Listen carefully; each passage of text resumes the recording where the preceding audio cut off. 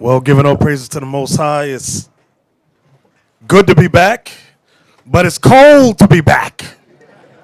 I don't know about y'all. I'm waiting for Officer Mike and his wife Lisa Zane, to come through on that. They're gonna hit lotto. How many times you heard them? They're gonna hit lotto. Everybody gonna hit lotto. Okay. But sisters, how are y'all doing this Sabbath day? Good, brothers. How are y'all doing? What do I want to start with first? We just came back from Jamaica, the Cayman Islands, as well as Cozumel, Mexico, and I don't hate Northern Kingdom, but they do get on my nerves. They treated us like slaves. If I had a bat to beat the hell out, I would have whooped every one of them. They call the cops on me. They said we don't like. They called me. What they called me? Tigre, negro tigre, that black tiger right there. That's what they called me, a black tiger. I was gonna tear them little Mexicans up. They treated Esau like kings out there. Man, I'm looking at us. What the hell is this? Yeah, I'll leave them alone. But we love our brothers. We do love our brothers. They do. They got to get their mind right. That was the first time the gospel hit out there. If y'all see the photos, they stood back from the camp. Some of them, they really didn't want to approach. They were nervous. So before we get into the main lesson, the first lesson I want to touch on, I know some of y'all came out of Pan-Africanism, Afrocentricity, like myself, Deacon Asaph, who was involved in that.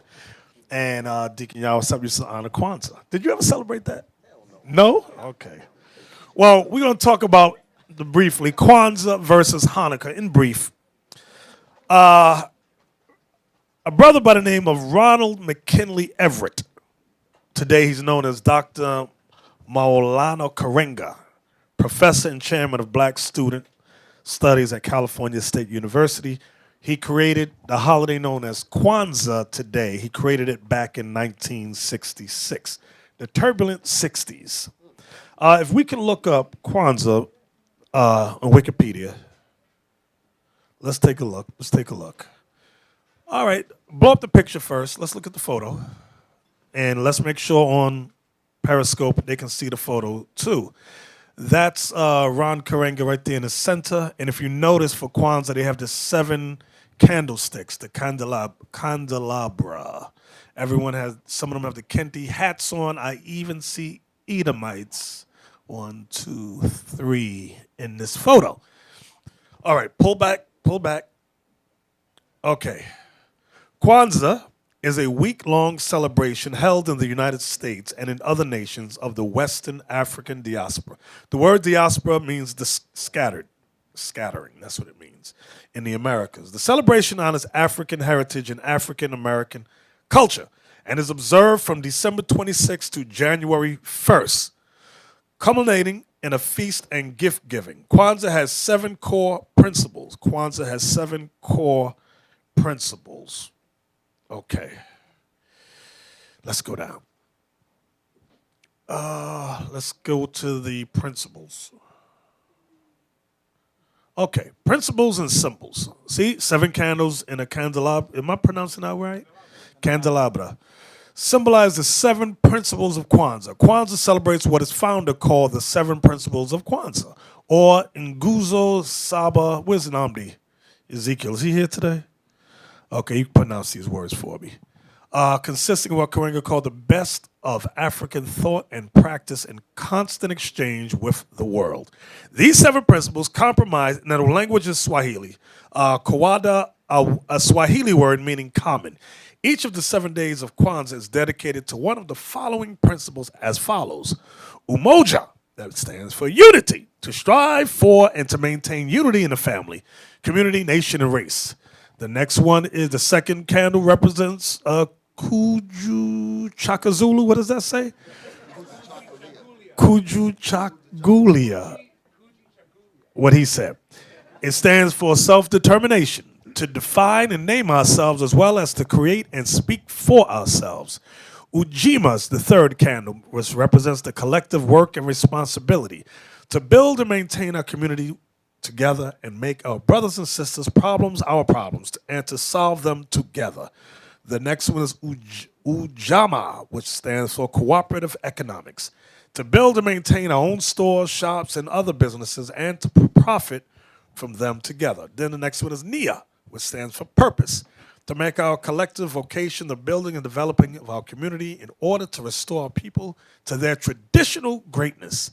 The sixth one is Kumba, stands for creativity. To do always as much as we can in the way we can in order to leave our community more beautiful and beneficial than we inherited it.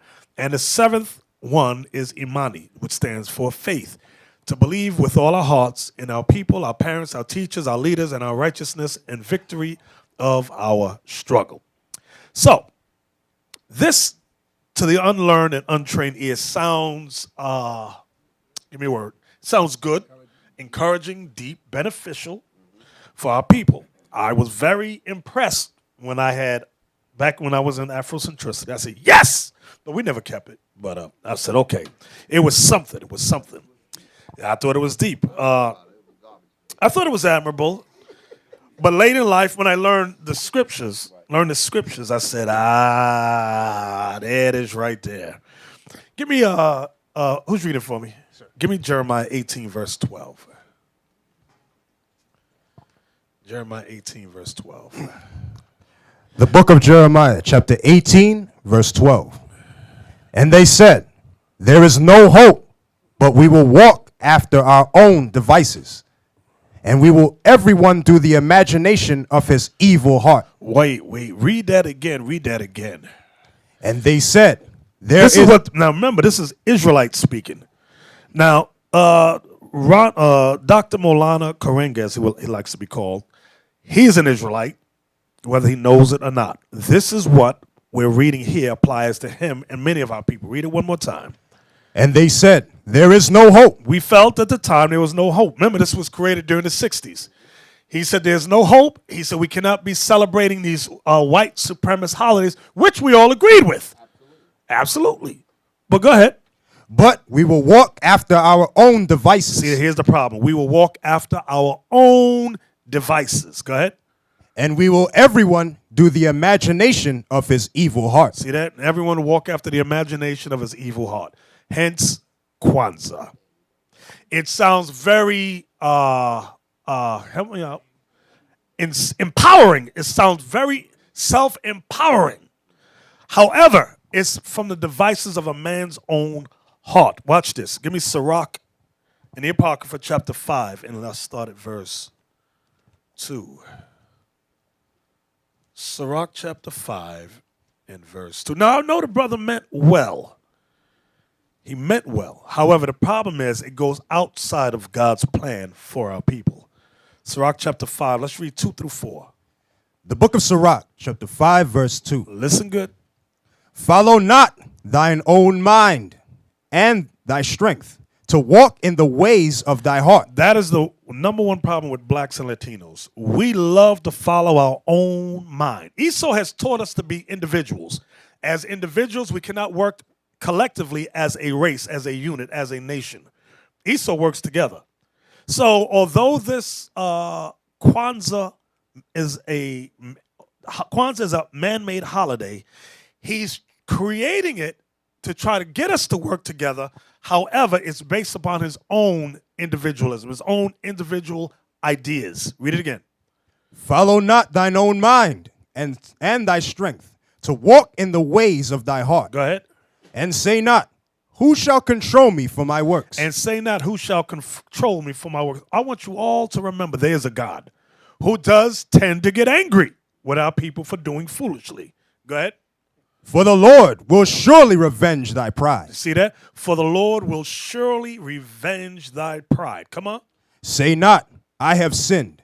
And what harm hath happened unto me? You ever notice with black people, we do evil things. This ain't nothing happened to me. I'm good. The Lord ain't do nothing to me. That's our problem. Go ahead. For the Lord is long-suffering. He will in no wise let thee go. See that? He will in no wise let thee go. Go back to Kwanzaa. Go back. I want to show you something. So meaning there's a judgment for us doing that. Now you may ask, why does the Lord judge us? The white man has done the same thing, but the white man was not given God's laws. We were. That's why he says in Amos, I will judge you. Click his name. Go back up to the top. Just click his name. Down, down, down, down. Right there. Click it. Say it on the mic. No, okay. Go down. So that's heavy what the bishop just said, that although we went from one madness to the next, and you might say, well, dealing with Esau stuff is just as bad, and dealing with this Kwanzaa thing just as bad. So you know, Esau, like you said, Esau was not given God's laws. We were, which means we have a responsibility. That's what I'm. When I think about the statement that you just said, it's making the point that we have a responsibility. We are not like other people. The Most High gave us his laws. Everybody else could be lawless because they were not given the laws. We were.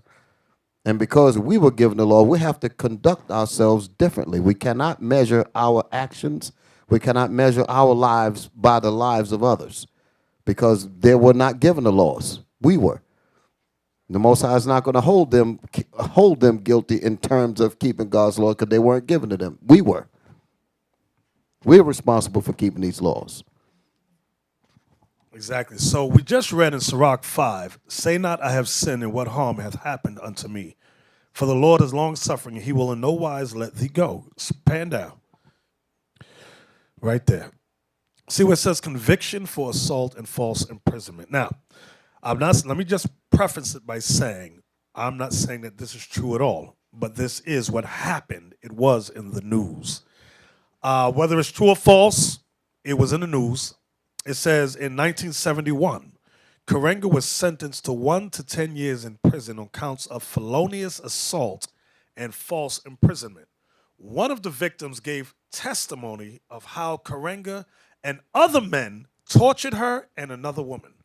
The woman described having been stripped and beaten with an electrical cord. Karenga's estranged wife, Brenda Lorraine Karenga, testified that she sat on the other woman's stomach while another man forced water into her mouth through a hose. May 14, 1971 article. So if anyone doubts, you can find it here. Article in the Los Angeles Times described the testimony of one of the women. Deborah Jones, who once was given the Swahili title of an African queen, said she and Gail Davis were whipped with an electrical cord and beaten with a karate baton after being ordered to remove their clothes. She testified that a hot soldering iron was placed in Miss Davis' mouth and placed against Miss Davis' face, and that one of her own big toes was tightened in a vice. Karenga, head of UF, forgot the acronym it stands for, also put detergent and running hoses in their mouths, she said. They also were hit on the heads with toasters. Jones and Brenda Karenga testified that Karenga believed the women were conspiring to poison him, which Davis has attributed to a combination of ongoing police pressure and his own drug abuse. Karenga denied any involvement in the torture and argued that the prosecution was political in nature. He was imprisoned at the California Men's Colony, where he studied and wrote on feminism. Now, let's say, hypothetically, let's say there was a conspiracy against him. You still had his wife testify to certain things, and the other women testified to certain things that was done. So that's what made you go, okay. Where he studied and wrote on feminism, Pan-Africanism, and other subjects. The U.S. organization fell into disarray during his absence and was disbanded in 1974. After he petitioned several black state officials to support his parole on fair sentencing grounds, it was granted in 1975. Karenga has declined to discuss the convictions with reporters and does not mention them in biographical materials. During a 2007 appearance at Wabash College, he again denied the charges and described himself as a former political prisoner. Okay, we'll end it right there. Can you read that again for me? Sirach 5, please. This is a lesson for us all. The book of Sirach, chapter 5, verse 4. Start at 2. Verse 2. Follow not thine own mind and thy strength to walk in the ways of thy heart. And say not, who shall control me for my works? For the Lord will surely revenge thy pride. Say not, I have sinned, and what harm hath happened unto me? For the Lord is long-suffering. He will in no wise let thee go. The Lord will not let you go. If you're in your own, I'm going to create things, I'm going to make stuff up. Most High says, all right, I got something for you. I got you. Give me Exodus. So, the 7-branch candelabra is plagiarized. It's basic plagiarism. Where did he get it from? The Bible. Watch this. Exodus 25, let's start at verse 31. So those of you who may have or may still be practicing Kwanzaa, stop it. It's not of God. It is not of the Lord. It is man-made. It is plagiarized from the holy scriptures of our ancestors, the Israelites. Exodus 25, verse 31. Let's start there. The book of Exodus, chapter 25, verse 31. And thou shalt make a candlestick of pure gold. Of beaten work shall the candlestick be made. His shaft and his branches, his bowls, his knops, and his flowers shall be of the same. And 6 branches shall come out of the sides of it. So you had one large shaft. It says, and out of the sides of the shaft, what would happen? And 6 branches shall come out of the sides of it. So 3 came out of one side, 3 came out of the other. Go ahead. 3 branches of the candlestick out of one side, and 3 branches of the candlestick out of the other side. 3 bowls made like unto almonds, with a knot and a flower in one branch, and 3 bowls made like almonds in the other branch, with a knot and a flower. So the 6 branches that come out of the candlestick. And in the candlestick shall be 4 bowls made like unto almonds, with their knops and their flowers. So they were very heavily designed. Go ahead. And there shall be a knot under 2 branches of the same, and a knot under 2 branches of the same, and a knot under 2 branches of the same, according to the 6 branches that proceed out of the candlestick. Their knops and their branches shall be of the same. All it shall be beaten work of pure gold. And thou shalt make the 7 lamps thereof, and they shall light the lamps thereof, that they may give light over against it. And the tongs thereof, and the Snuff dishes. snuff dishes thereof shall be of pure gold, Snuff dishes, how they put it out, how they put the fire out. Go ahead. of a talent of pure gold shall he make it, with all these vessels. And look that thou make them after their pattern, which was showed thee in the mount. The mount was when Moses went up. God showed Moses the design of what he wanted it to look like. So Moses had to get artificers to design it exactly the way the Most High described it to him. Give me 1 Maccabees chapter 1. All I want is verse 21. So we are not to follow the Kemetic community in the celebration of the Swahili man-made custom called Kwanzaa. We are to celebrate Hanukkah. Hanukkah is a Hebrew word for dedication. That's what it means. Hanukkah is a Hebrew word that means dedication, and we're going to show you that further. Read that. 1 Maccabees chapter 1, verse 21. And entered proudly into the sanctuary, and took away the golden altar and the candlestick of light. So the candlestick of light is what we just read in the book of Exodus chapter 25. The candlestick of light was huge. Abiel, can you show me a picture of the Ark of Triumph when Rome came in? I want to show you the size of it. Okay, I want y'all to get a visual. Many times people think we made the design of the 7-branch menorah up. No, we didn't. God said there were 7 branches. 1 main shaft, 3 branches came out of one side, 3 out of the other. Well, what about the 9? There's no such thing as a 9-branch menorah in the scriptures. No such thing as an 8-branch. There's always 7. Stop listening to the white man. You got it for me? Right there. You see them carrying it out there? Look how big that thing was. It was made of pure gold. That was the description that we're reading. You see the knops? Knops is those big the designs, like round designs they got there. That's what Exodus 25 was talking about. So Rome stole all this from us, and that stuff was pure gold. Okay? So this is where the candelabra got its foundation from. Okay? From there, let's go to 1 Maccabees chapter 4. Oseas. And let's go to verse, all I want is verse 49 and 50. First Maccabees chapter 4. This is the rededication, the dedication. The book of First Maccabees, chapter 4, verse 39. They made also new holy vessels, and into the temple they brought the candlestick. You see that? So the candlestick, again, is that 7-branch menorah. That's what when the Bible talks about candlestick, that's what it's making reference to. Go ahead. And the altar of burnt offerings, and of incense, and the table. And upon the altar they burned incense, and the lamps that were upon the candlestick they lighted, that it might give light in the temple. You see that? And the candlestick, which were the 7 branches, they lighted, that they might give light in the temple, because it was so big it lit up the entire temple. From there, give me Matthew chapter 5. All I want is verse 15.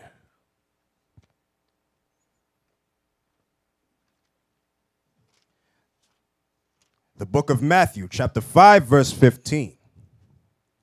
Neither do men light a candle and put it under a bushel, but upon a candlestick, that it giveth light unto all that are in the house. Again, many times we got our Western American frame of thought. We keep thinking a little candle. This is talking about the 7-branch menorah. Christ ain't talking about what you buy from the bodega, a little candle. He's talking about the menorah. Just like what you said, I know a lot of people thought that it was one Jack jump over the candlestick type of candle. Jack be nimble. Goodness. Get Revelation 1 and 20. The book of Revelation, chapter 1, verse 20. The mystery of the 7 stars which thou sawest in my right hand. This is Christ. Go ahead. And the 7 golden candlesticks. That's the menorah. The 7 stars are the angels of the 7 churches. Represents the leadership of those 7 congregations. Go ahead. And the 7 candlesticks which thou sawest are the 7 churches. Those were the 7 major churches throughout Asia Minor. So it had a deeper meaning later on in history that the Lord already knew about. All right, so Hanukkah is a holiday about deliverance from white supremacy. Write that down. Hanukkah is about deliverance from white supremacy, just like Passover is. But Passover was from black supremacy, the damn Hamites. But Hanukkah is about deliverance from white supremacy. Get that right. Don't get it twisted, okay? We dedicated the temple back to the Most High, a temple originally built by King Solomon. Okay, this is the temple that was rebuilt. Watch this. Give me 1 Kings 6, verse 38. It took Solomon 7 years to build the temple. This is before Babylon came in and destroyed it. The book of 1 Kings, chapter 6, verse 38. And in the 11th year, in the month Bul, which is the 8th month, was the house finished throughout all the parts thereof, and according to all the fashion of it. So he was 7 years in building it. It took him 7 years to build the temple. Okay, so we honored that thing. Stay in the same chapter, jump up to verse 22. Verse 22. And the whole house he overlaid with gold. Listen, wait. We don't realize how glorious this thing looked. The whole house was overlaid with gold. This thing was beautiful. It wasn't no sheetrock like we got up in here. Gold. Right. That's why I say that when you read the scriptures, you got to take your mind and your head out of the American scene and see what the Bible is actually saying. You can't use American standards and what you learned in Babylon to try to get the mental images in your mind of what the scriptures are saying. You know, I saw a movie with King Solomon played by Yul Brynner. Oh, God. They didn't show no gold, nothing. They had sheetrock too and cement. I said, what the hell is this? Yul Brynner. What the hell is he doing playing the part of Solomon? Exactly. He should have been getting his back whipped right there on the set. From there, stay in the same chapter, jump up to verse 23. The next verse, 23 down to 28. Verse 23. And within the oracle, he made 2 cherubims of olive trees. So out of 2 olive trees, Solomon had 2 cherubims, which are angels carved. Go ahead. Each 10 cubits high. That's 20 feet high, because a cubit is about 2 feet or more. 2 feet, that's 20 feet. Go ahead. And 5 cubits was the one wing of the cherubim. Uh-huh. And 5 cubits the other wing of the cherubim. From the uttermost part of the one wing unto the uttermost part of the other were 10 cubits. So you got to imagine it. In the temple, you got an angel. You stand up. Stand up. Just face well, if it's this way. One wing went out, and hold up. One wing went out like that, and the other wing went out like this, and it held up the ceiling.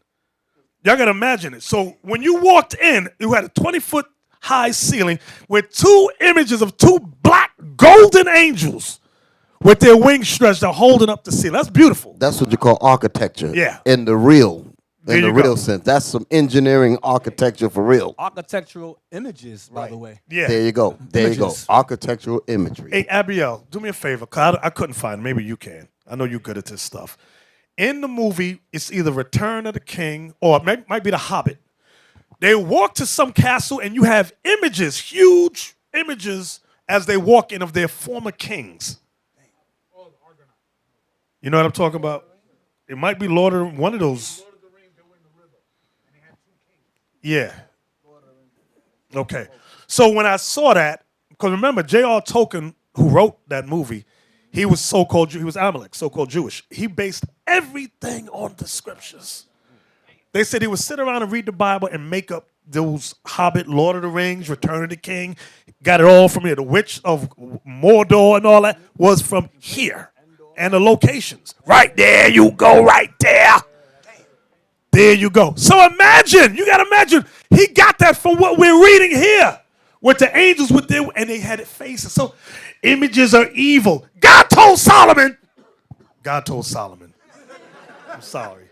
God told Solomon to make these images. These black images.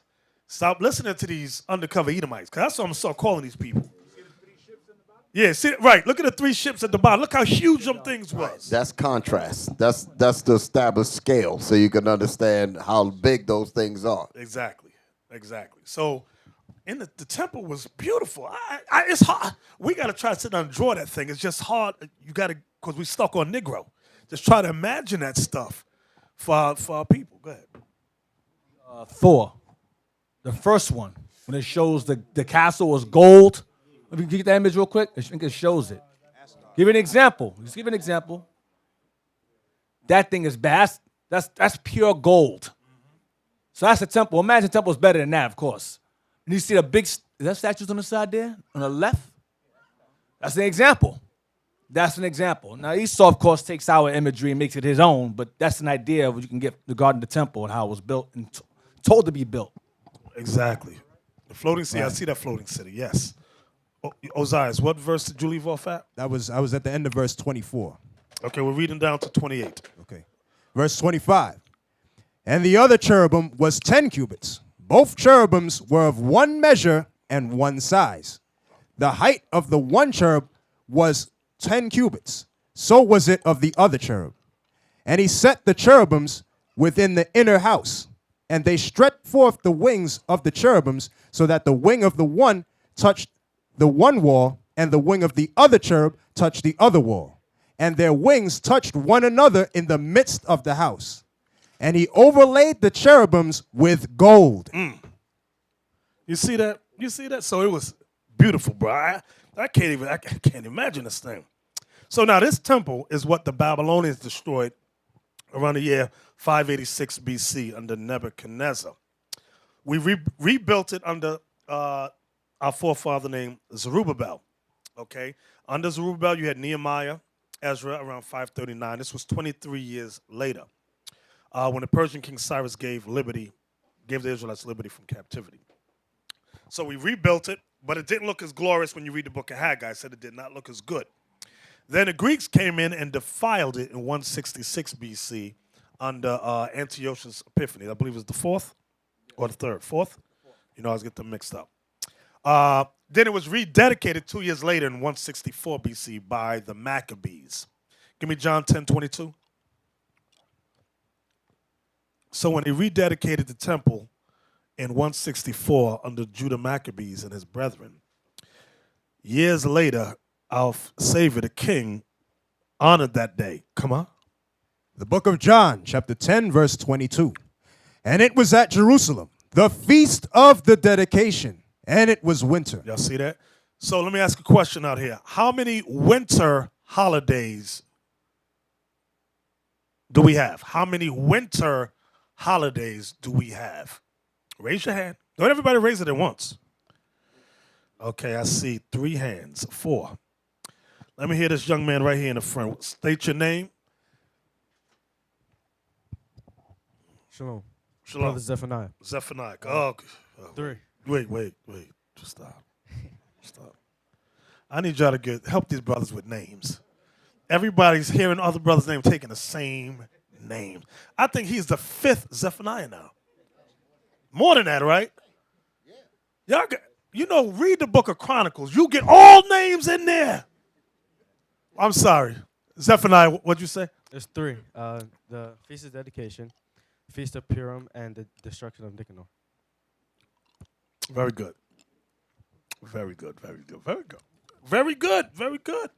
You know why I said good? Because I forgot Nicanor. I wasn't thinking about that.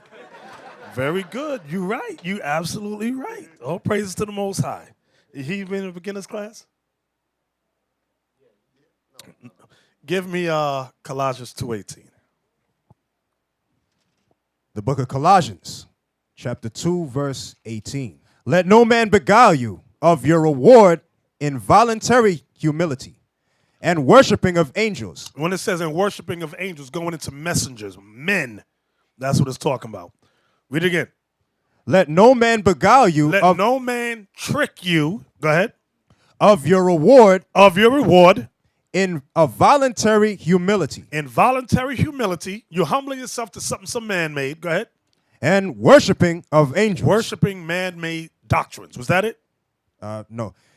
Intruding into those things which ye have not seen. Intruding into those things which ye have not seen. Because men like to say, I had a vision or a dream from God, and God showed me that this is what we should do. No. So Kwanzaa has nothing to do with the Most High. He gave us Hanukkah, which is the Feast of Dedication. Hanukkah is based on history. It's not based on somebody I had a dream theory.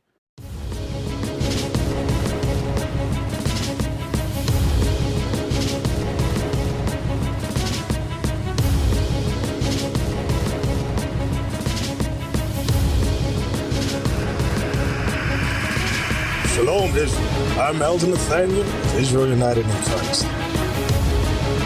YouTube likes to shut our channels down, as some of you have noticed, ever so often. Subscribing to join IUIC will assure you will always stay connected to our YouTube accounts. We want to do our best to make sure this truth gets out. Please click and join our subscriber YouTube channel called Join IUIC to stay linked to all of our videos.